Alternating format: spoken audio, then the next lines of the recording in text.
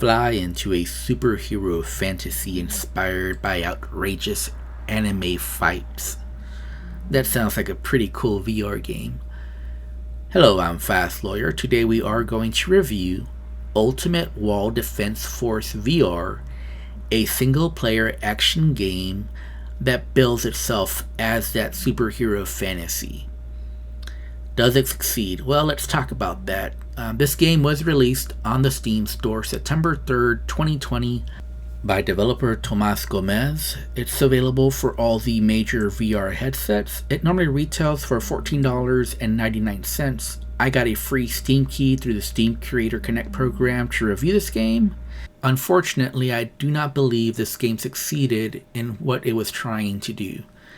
So you're supposed to live your superhero fantasy in this game. Fly around the city, save the city from all the bad guys. You have all these amazing superpowers to use, and it should work, but it doesn't in this game. I did not have fun playing this at any point, and I'm a little sad about that because I do see this developer has been updating this game, and I held off on doing a review for this game because I did see this developer was improving the game, and I was hoping maybe the developer could find a solution for the issues with this game, but I just haven't had fun at any point while playing this game, and for that reason I just can't recommend it.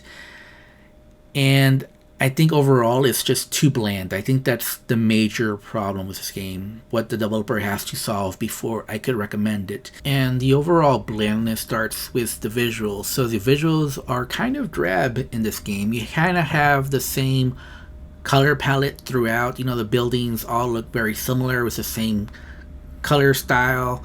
There's just nothing interesting about the city that you're trying to save from this enemy horde. Then you go to the enemy designs. They're just not very interesting. They're very basic. You have your enemy that's round with an eye. You have the little version of that. Now this is the first level I'm showing on the video. Once you go to the other levels, there are more varied types of enemies, but they do all have like the same color palette, and it's just not very interesting to look at. Then you have your different superpowers. It should be fun to use all these superpowers, but it really isn't, because this game kind of feels more like a time management game versus anything else.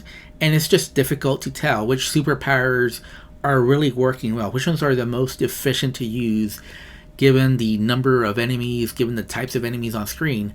And you really just solve that a lot by trial and error.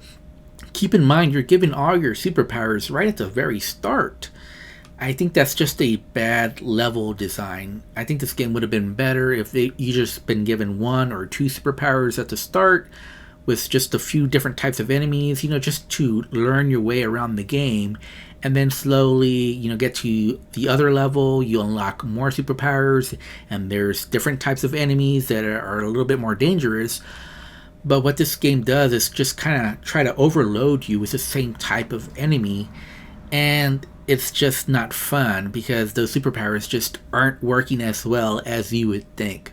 So I was using as many different superpowers, and yeah, you have one that's a chainsaw that you can throw around, and you see it goes from one enemy to the next, and it just rips them apart.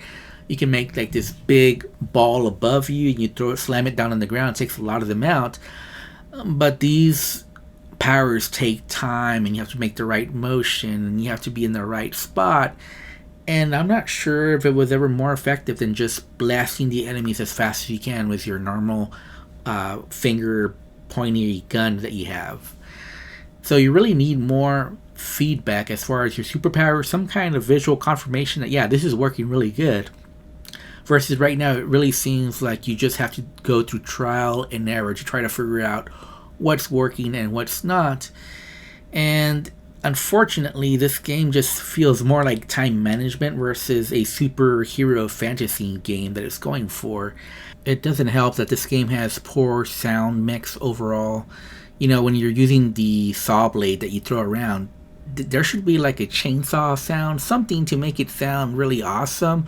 When you make that big ball above you and slam it to the ground, there should be some awesome sound design there to make it feel like really cool to use, but there isn't. And then there's the music that's also pretty bad in this game. So, drab music, drab visuals. The gameplay needs a lot of work for it to be something satisfying, to use all the different superpowers that you have. And the level design just isn't all that good. Lastly, as far as performance, this game ran fine. I was getting about 60 frames per second on my 1060 GTX, but given the destructible environment and all the enemies on screen, and plus it didn't really affect gameplay, so I'm not going to gripe too much on that. So, in conclusion, I just can't recommend this game. I didn't have fun. If I have to rate it, I would give it a 4 out of 10. I really think it's overpriced for the type of game it is right now. I think some people might have fun with this game, but for me, it just didn't live up to that superhero fantasy that I was looking for in VR. It's just too bland and drab overall, and I don't recommend it. Anyways, I'm Fast Lawyer. If you like my review, don't forget to like, comment, and subscribe. And as always, have a wonderful day. Goodbye.